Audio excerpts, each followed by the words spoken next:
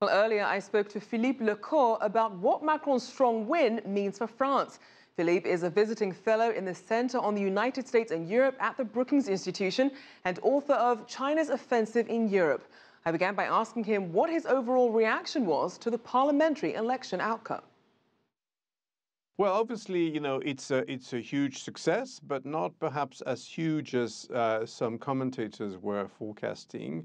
Altogether, with his allies of the MoDem, the Mouvement Démocrate, the République En Marche, Emmanuel Macron's party, one-year-old party, I should say, and the MoDem will have 361 members of parliament out of 577. So it's not bad, but it's not, 450 or whatever these figures that we saw.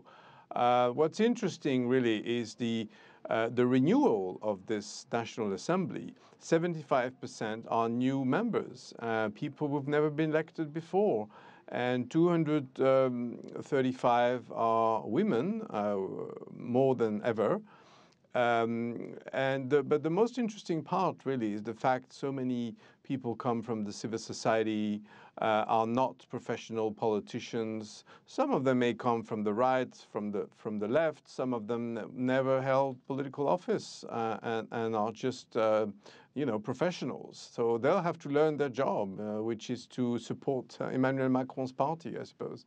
Now, this was a party that, as you said, it did not even exist about 16 months ago. So what do you think it was about Macron and his platform that really resonated with voters?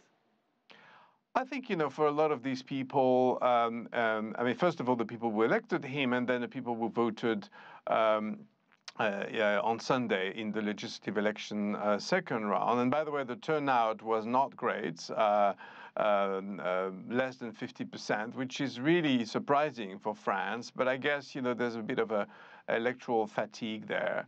I think they were attracted by Macron's energy, pro-European views, youth, dynamism, and the fact, it's time for renewal and time for change. So he's got a lot of, pressure to succeed, he and his government, and indeed members of parliament who, as I said, will mainly have to support and vote his laws. They will not have a sort of independent voice in a way. They'll be part of the majority party, and the majority party votes for what the executive branch offers and proposes. And there'll be a lot of things coming up in the next few weeks and months. Now, Macron announced plans to reshuffle his cabinet in the coming days. As a former economy minister and investment banker, what do you think we can expect?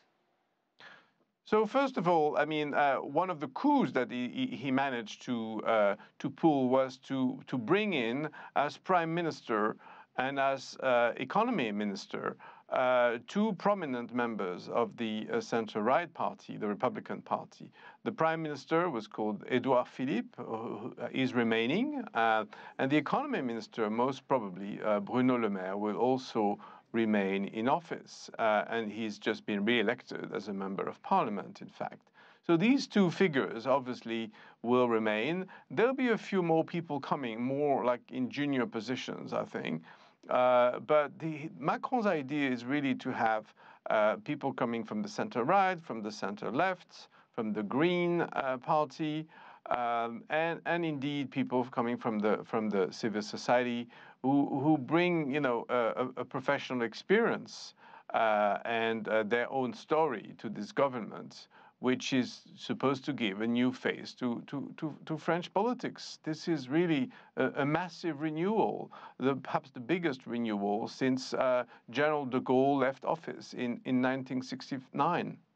Now, when Macron's government does get to work, what will the top priorities be, and how easy or difficult will it be to really push his agenda through?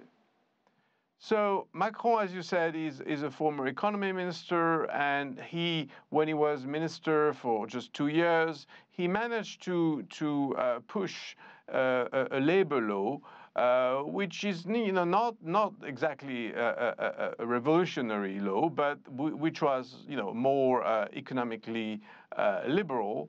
And indeed, part of his main target in the next couple of months, and that's what the members of parliament, all the new members I've just mentioned, parliament will look at new reforms of the labor laws in order for entrepreneurs to be able to be more efficient, for the unions to discuss directly with companies at branch level rather than the national level, and generally to make the compensation fees, especially for unemployed people, more equal, as opposed to having some people who have been working as employees receiving compensation fees when those who've been freelancing, for example, not getting anything at all. So he's got some ideas, and obviously the European front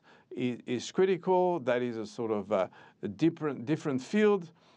With indeed discussions with Germany. Germany is also facing general elections in September, but that is going to be a tough negotiation. And most analysts are saying that if Macron manages to succeed economically in France, France could indeed become a very important player in Europe vis-à-vis Germany and the rest of the European Union.